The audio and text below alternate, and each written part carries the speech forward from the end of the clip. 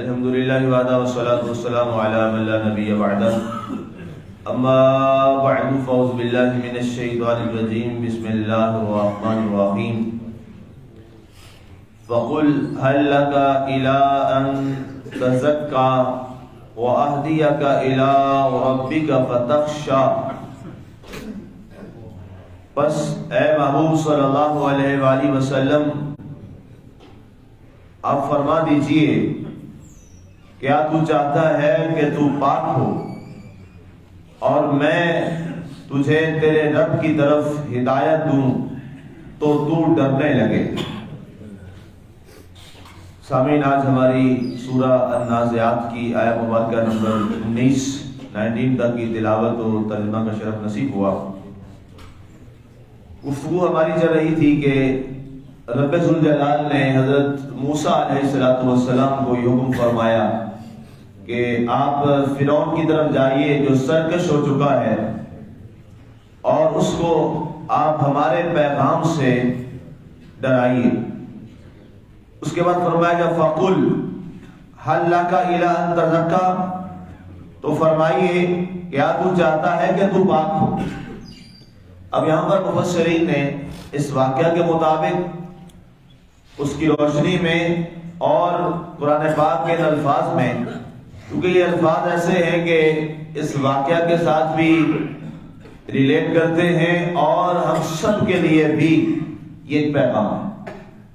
پیغام یہ ہے کہ کیا ایک تو فرعون ہے، اس کو یہ کہا گیا کہ تو جس کفر کی ناپاکی اور پلیدی کے اندر ہے، کیا تو اس سے پاک نہیں ہونا چاہتا؟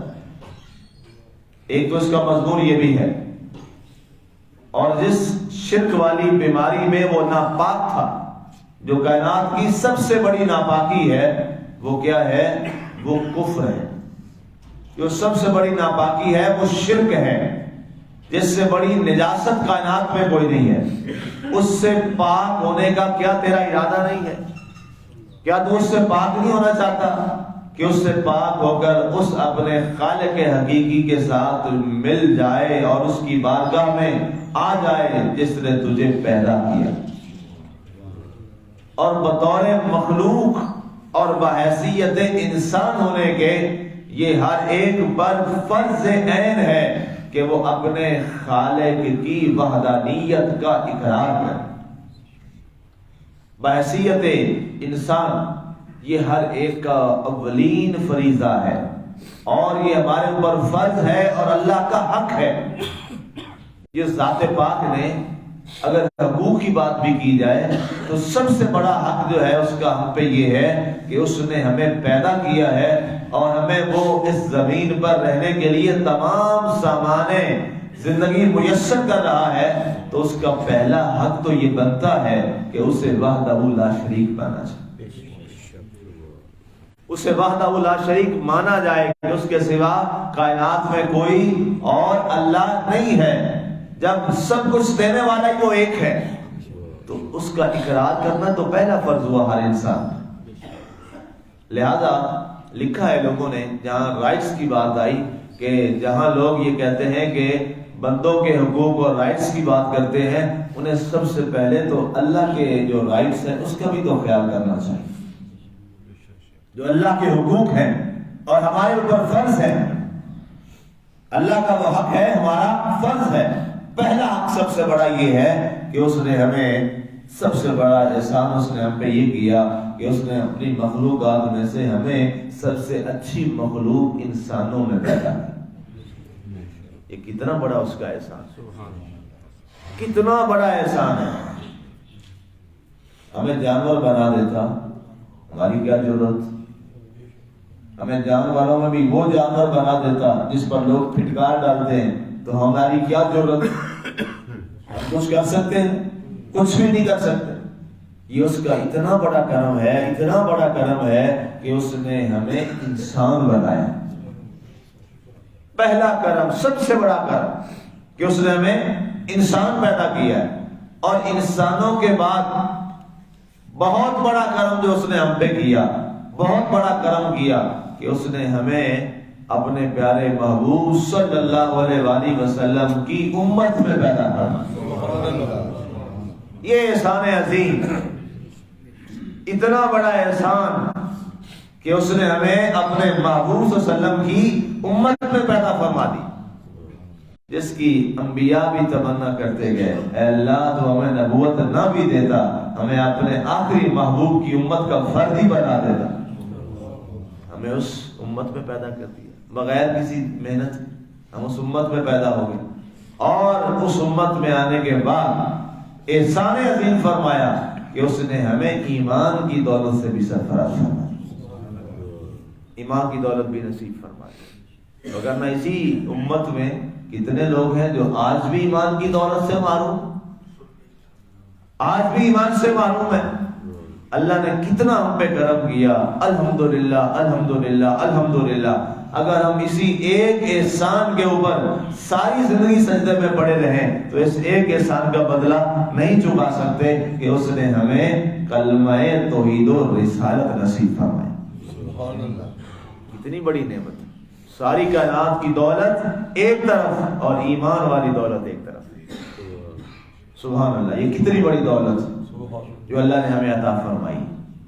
تو اس لیے فرمایا گیا کہ فرمائیے کیا تم یہ نہیں چاہتے کہ تم پاک ہو جاؤ؟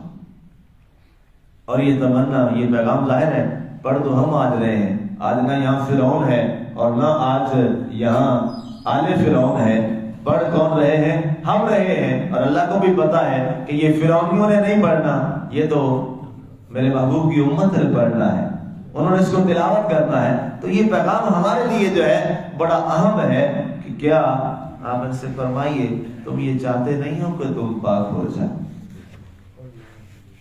کیا تمہارا یہ دل نہیں کرتا کہ تم اللہ کے جب دربار میں جاؤ تو گناہوں سے پاک ہو کر اس کے دربار میں پیش ہو؟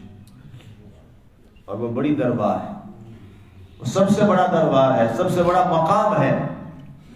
اور کئی بزرگوں کے ہاں یہ بات لکھی ہے کہ وہ یہ لکھتے ہیں کہ جب ہم سب سے پہلے ہم، ہر ایک کا اپنا عقیدہ ہے، ہر ایک کا اپنا نظریہ ہے، اور ہر ایک کے عقیدے اور نظریے میں خیر کا جب پہلو ہو تو دونوں پہلو درست ہوتے ہیں۔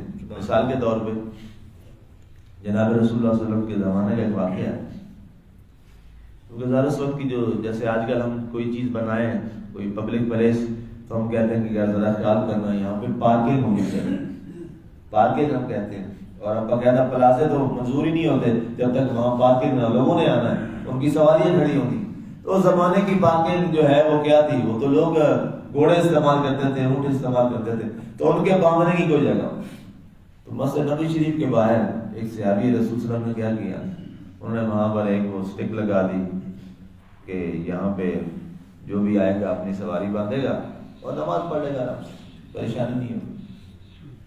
دوسرے صحابی نے دیکھا، انہوں نے اس کو کہہ دیا، اب ان میں آپس میں اختلاف ہو گیا کہ یار تم نے یہ کیا کیا؟ اس نے کہا میں نے تو یہ کہا کہ چلے لوگ نماز پڑھ یہ کریں گے اپنی سواری باندھ کے بے فکر ہو گئے۔ اس نے کہا اندھیرا ہوتا ہے، کوئی آ کے نمازی لگے گا وہ بیچارہ گر جائے گا۔ انہوں نے کہا چلے جی جھگڑا حضور کے پاس لے کے جاتے ہیں، بارگاہ رسالت مآب صلی اللہ علیہ وسلم میں حاضر ہوئے، یا رسول اللہ میں نے یہ لگائی تھی اسٹیک یہاں پہ کہ لوگ یہ کر لیں گے، باندھ لیں گے سواری، تو اس میں آ کے پھیر دیے کہ لوگ گر جائیں گے نمازی۔ حضور صلی اللہ علیہ وسلم نے فرمایا اللہ نے تم دونوں کو اجر عطا فرما دی، لگانے والے کو بھی اکھاڑنے والے کو بھی، اس لیے کہ تم دونوں کی جو نیت ہے وہ خیر پر ہے۔ جب نیت جو ہے وہ خیر پر ہو تو پھر اللہ تعالیٰ اس پر اجر ہی عطا فرماتا ہے، اس پہ اجر ہی اجر ہے۔ اب اس میں جو اہم ترین چیز ہے سمجھنے والی ہے وہ یہ ہے کہ ہمیں اس خیر کے پہلو کے ساتھ انسان جب بھی سوچے، جب بھی کوئی عمل کرے تو اس کے ذہن میں پہلو کیا ہونا چاہیے؟ خیر کا ہونا چاہیے، بھلائی کا ہونا چاہیے، اور پاک اور صاف رہنے کا ہونا چاہیے۔ جب انسان خیر اور پاکیزگی کے پہلو میں آتا ہے تو پھر اللہ تعالیٰ یقیناً اس سے راضی ہو جاتا ہے۔ اب ہم نے سب نے یہ تمنا اور خواہش کرنی ہے کہ اے اللہ ہمیں پاک فرما، گناہوں کی آلودگی سے، گناہوں کی علائش سے ہمیں پاک فرما۔ اور دوسری چیز اے اللہ ہر معاملے میں ہماری نیت کو خیر پر رکھ. جب نیت خیر پہ ہوگی تو پھر انشاءاللہ سارے معاملات خیر کی طرف چلتے چلے. آگے فرمایا گیا وَأَهْدِيَكَ إِلَىٰ رَبِّكَ فَتَخْشَىٰ، اور میں تجھے تیرے رب کی طرف ہدایت دوں تو تو ڈرنے لگے. میں یہ چاہتا ہوں کہ تو اللہ کے راستے کی طرف آ جائے، تو اللہ کے قرب والے راستے میں آ جائے، اور تم لوگ جو ہے، اور تو فرعون بھی اس میں مخاطب ہے اور ہر ایک مسلمان بھی اس میں مخاطب ہے، اور آج کا قرآن پڑھنے والا، قرآن سننے والا، وہ سارے اس میں شامل ہیں کہ ہم تو چاہتے ہیں کہ تم سیدھی راہ پر آ جاؤ اور تم اسی راہ سے ڈرتے ہوئے اور راستوں کی طرف چل پڑتے. آج مزاج تو یہی ہے، آج طریقہ تو یہی ہے. آپ کے اور میرے نبی صلی اللہ علیہ وآلہ وسلم جب لوگوں میں جاتے تھے تبلیغ کرنے کے لیے، آپ کو کن کن مشکلات کا سامنا کرنا پڑا، اور آپ اکثر یہ جملہ ارشاد فرمایا کرتے تھے کہ میں ان کا خیر خواہ ہوں، میں انہیں جہنم کی طرف سے ہٹا کے جنت کے راستے پہ ڈالنا چاہتا ہوں، یہ پھر جہنم کے راستے پہ روکے. اور آپ اکثر یہ فرمایا کرتے تھے ان کو پتہ ہی نہیں ہے کہ میں ان کا کتنا بڑا خیر خواہ ہوں. اور یاد رکھیے گا، جو شخص آپ کو نیکی کی طرف بلا رہا ہے اور آپ کو اچھے راستے کی طرف بلا رہا ہے، اس سے بڑا آپ کا خیر خواہ کوئی نہیں ہے، اس سے بڑی خیر خواہی کوئی نہیں ہے. باقی ساری چیزیں جو ہیں وہ فانی ہیں، تباہ ہونے والی ہیں، کچھ نہیں بچے گا. پرسوں کی بات ہے، یہ ہم پیچھے یہاں گلبرگ 2 میں ایک جگہ گئے، وہاں پہ ایک سردار، ایک بہت بڑی کمپنی تھی، یہ پرانی کوئی 1948-40 کی بات ہے، ویسے بھی بزرگ ہے، شاہ صاحب بہت پرانے ہیں. تو انہوں نے کہا کہ جی یہ 2 مسجدیں میں نے اس زمانے میں بنوائی 1950 میں، بہت بڑی درگاہ کی گدی نشین ہے. انہوں نے مجھے بلوایا وہاں پہ کہ مفتی صاحب آئیں ذرا وہاں پہ ہمیں کچھ بتائیں کہ مسجد میں ہم تبلیغی انداز سے یہ ساری چیزیں وہ سنتے ہیں تو ہم بھی ایسا سلسلہ شروع کریں. وہاں پہ 2 کی مسئلے تھیں ان کے پاس. میں وہاں گیا، دیکھا سارا، تو انہوں نے وہ مجھے پورا وہ سوسائٹی دکھائی. تو کہتے ہیں مفتی صاحب یہ سوسائٹی آپ دیکھ رہے ہیں؟ میں کہتے ہیں کہتے ہیں یہاں پہ 20 کنال کی 3 ہماری فیکٹریاں تھیں، بس حالات ایسے ہوئے. تو میں نے کہا جی یہ سارا یہاں تو کوئی نشان لگتا ہی نہیں ہے. انہوں نے بڑی پیاری بات فرمائی. انہوں نے کہا جی اللہ نے فرمایا ہے نا کل من علیہا فان، اس زمین پر جو کچھ بھی ہے اس کو ایک دن فنا ہو جانا ہے. یہ بالکل وہ پیپسی والی جو فیکٹری اس کے سامنے وہ پوری، کہتے ہیں یہ ساری فیکٹری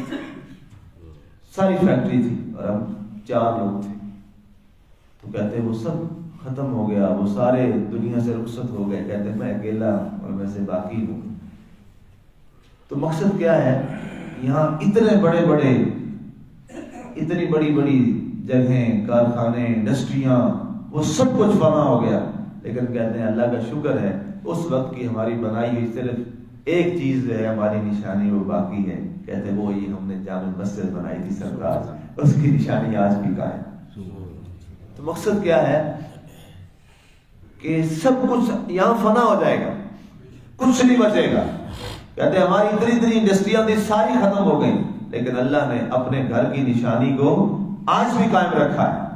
مقصد کیا ہے، جو نیکی ہے، جو صداقت ہے، جو اچھائی ہے، اس کو فنا نہیں ہے، اس کو بقا ہے.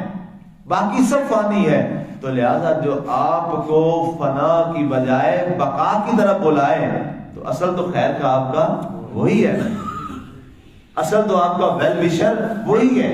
تو لہذا فرمایا گیا کہ میں تمہیں حق کی طرف اور رب کی طرف بلاتا ہوں اور تم اس کی طرف آنے سے ڈرتے. لہذا جب بھی کوئی آپ کو کسی جگہ پر اللہ کی طرف صدا لگا رہا ہو تو وہاں آ کے اس موقع سے فائدہ اٹھاتے ہوئے اللہ کے قرب میں آ جائیں، اللہ کی بارگاہ میں آ جائیے. ہو سکتا ہے اللہ کی طرف سے یہ ایک موقع ملا ہو انسانوں کو کہ یہ موقع ہے، فائدہ اٹھا لیجیے. ہو سکتا ہے کہ کل کوئی ایسا تمہیں صدا لگانے والا بھی نہ ملے.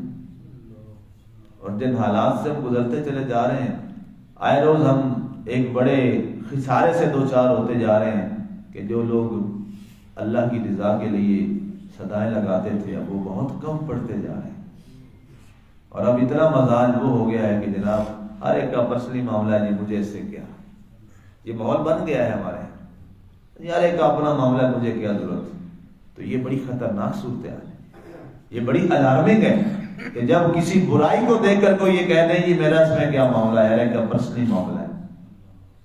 یہ پرسنلی معاملات نہیں ہوتے، اگر پرسنلی معاملات سارے چھوڑ دیے جاتے تو اللہ قرآن میں کیوں فرماتا تم ایک اچھی امت ہو، نیکی کی دعوت دیتے ہو، برائی سے منع کرتے ہو۔ اس لیے آج کی یہ والی جو آیت مبارکہ ہے نا، یہ آیت بڑی جھنجھوڑنے والی ہے۔ وَأَهْدِيَكَ إِلَىٰ رَبِّكَ فَتَخْشَىٰ، کہ میں تمہیں رب کی طرف بلاتا ہوں، ہدایت دیتا ہوں، اور تم اس سے ڈرتے ہو، تم اس سے دور بھاگتے ہو۔ اللہ ہمیں ان بلانے والوں کی طرف، یا جو اللہ جس سے بلوا رہا ہے، ہمیں اس اللہ کی صدا کو سننے کی توفیق عطا فرمائے، اور اس سے دوڑنے نہیں بلکہ اس کی طرف دوڑ کر آنے کی توفیق عطا فرمائے۔ آمین۔ وعلینا الا البلاغ۔